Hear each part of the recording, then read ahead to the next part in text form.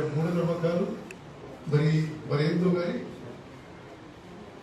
ఇంకో 50 ఏళ్ళు 100 ఏళ్ళు లైఫ్ ఉన్న సెక్రటరియట్ బిల్డింగ్స్ డెమాలిష్ చేసి వేల కోట్లతో కొత్త భవనాలు కట్టడం ఇది నిజంగా ఎంత దుర్మార్గం ఇచ్చింది. ప్రభుత్వ ఉద్యోగాలకు జీతాలు ఇవ్వలేదు, రైతులకి రుణమాఫీ ఇవ్వరు, విద్యార్థులకి నిరుద్యోగ వృత్తి 3016 రూపాయలు ఇవ్వరు, ఫీజు రియంబర్స్మెంట్ ఇవ్వరు, మిడ్ డే మీల్ స్కీమ్స్ ఇవ్వరు, ఎస్సీ ఎస్టీ బీసీలకి లోన్లు ఇవ్వరు. కానీ సెక్రటరియట్ కూల్ చేసి కొత్త భవనం కోసం this is a black day in the history of Telangana. There is no explanation for it. దానికి ఏ లాజికల్ ఎక్స్ప్లెనేషన్ కూడా లేదు. కాంగ్రెస్ పార్టీ తీవ్రంగా ఖండిస్తుంది. తెలంగాణ సమాజంలో టిఆర్ఎస్ పార్టీ వాళ్ళు కూడా గమనించాలి. ఈ తుగ్లక్ ప్రభుత్వంలో మరి ఒక పిచ్చి తుగ్లక్ రాజ్యంలో ఒక్క కుటుంబం బాగుపడడానికి మనందరం బలైపోవాలా? సమాజంలో అన్ని వర్గాలు ఇది సెక్రటరీ ఎవరు ఆస్తి? ఇది మా అందరూ ఉమ్మడి ఆస్తి. కూలబట్టి 1000 కోట్లు ఖర్చు పెట్టి ఆడ కొత్త బిల్డింగ్ ఎవరికి అవసరం? ఇంత విలాసవంతమైన జీవితం ఎవరికి అవసరం? 1,00,000 స్క్వేర్ ఫీట్ ఇల్లు ఎవరికి అవసరం? ₹1,00,00,000 కార్లు ఎవరికి అవసరం? చార్టర్డ్ ఫ్లైట్ ఎవరికి అవసరం? కల్వకుంట్ల కుటుంబాలు ఇంకెవరికి ఈ రాష్ట్రంలో కాదు. ఇది really it's a very sad day.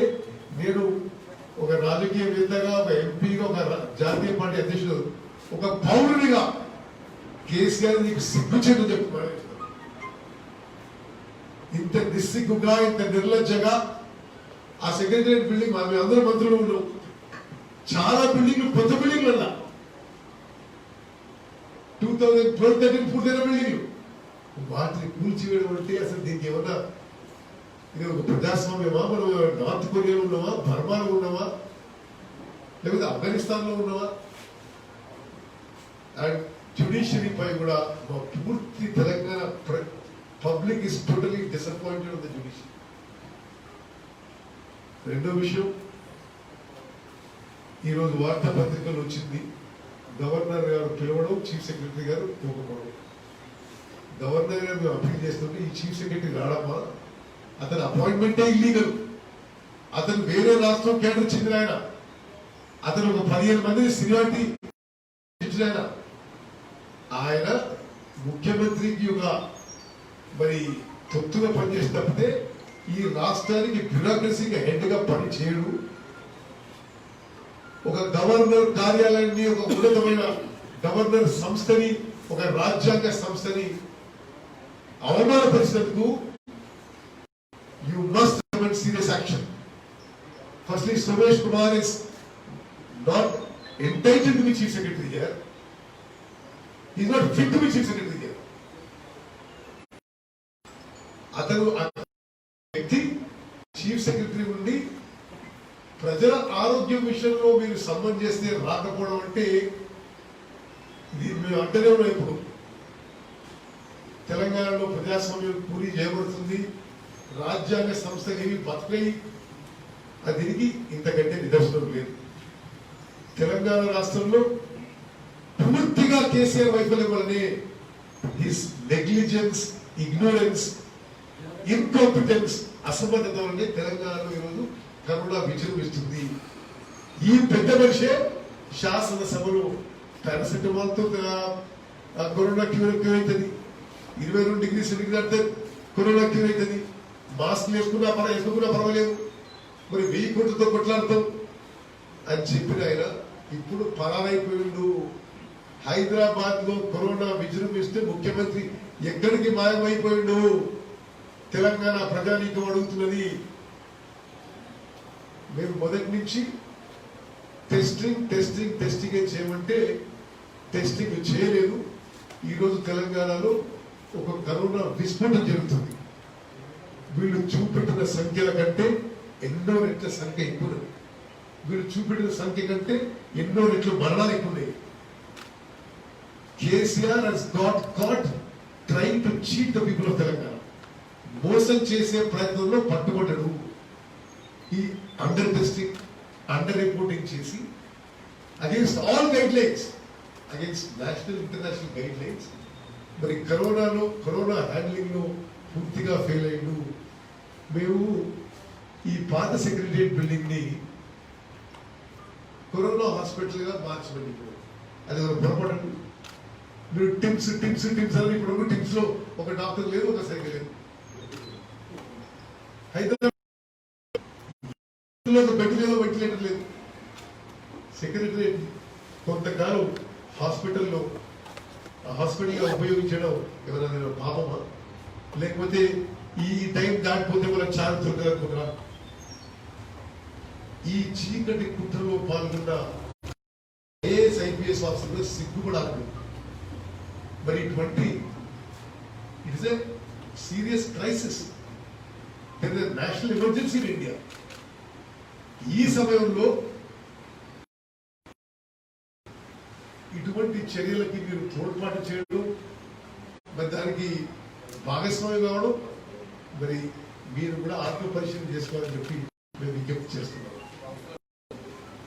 అదేవిధంగా కరోనా విషయంలో నేను కొన్ని స్పెసిఫిక్ డిమాండ్స్ పెడితే దయచేసి మీరు ఇది హైలైట్ చేయాలనుకుంటున్నాను. కరోనా వ్యాధిని ఆరోగ్యశ్రీలో చేర్చాలి. కేసీఆర్ గారు ఇది మీరు ఒప్పుకోకుంటే కాంగ్రెస్ పార్టీ సీరియస్ ఉద్యమం నడతాము. కరోనా వ్యాధిని ఆరోగ్యశ్రీలో చేర్చాలి. పక్క రాష్ట్రంలో జగన్మోహన్ రెడ్డి గారు ఈ కరోనా నియంత్రణలో అద్భుతంగా పనిచేస్తుంటే మరి కేసీఆర్ గారికి ఏమైందో? టెస్టింగ్ అక్కడ తెలంగాణలో 1,00,000 టెస్టులు అయితే 10 లక్షల టెస్టులు. అక్కడ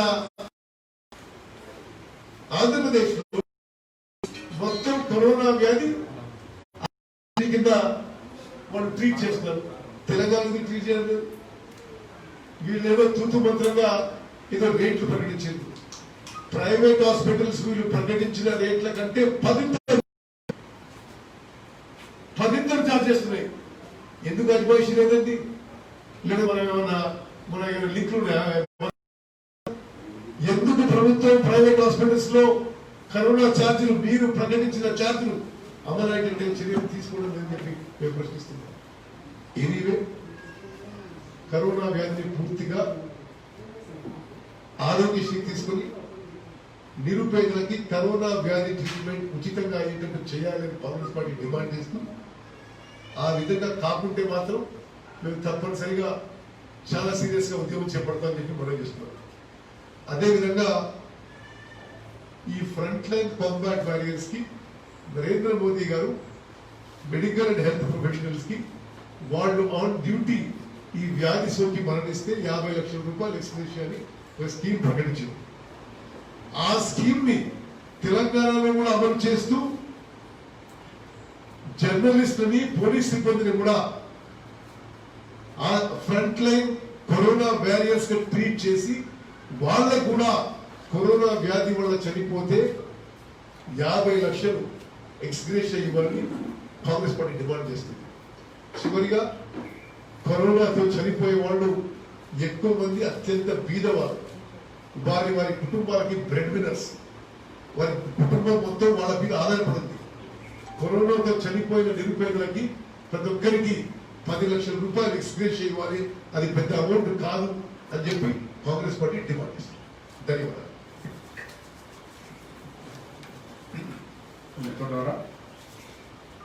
పిసిసి ప్రెసిడెంట్ గారు డీటెయిల్స్ గా ముందు చెప్పినారు, అలాగే జీవన్ రెడ్డి గారు చెప్పినారు. వెరీ బ్రీఫ్ గా ఇలా తెలంగాణ గవర్నర్ డాక్టర్ గారికి కృతజ్ఞతలు కాంగ్రెస్ పార్టీ నుంచి ధన్యవాదాలు తెలియజేస్తున్నాము.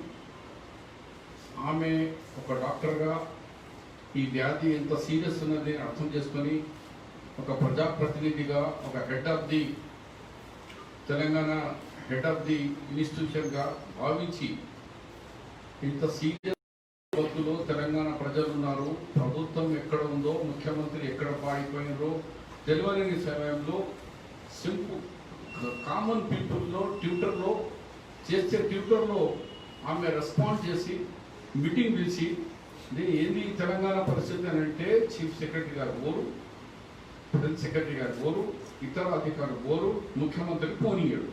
అందు గురించి అమ్మ మీతో రిక్వెస్ట్ చేస్తున్నాం కాంగ్రెస్ పార్టీ, ఈ బైఫర్కేషన్ యాక్ట్లో ప్రెసిడెంట్ గారు చెప్తానని నేను చెప్పలేదు, బైఫర్కేషన్ యాక్ట్లో సెక్షన్ 8 ఉంది మనకు.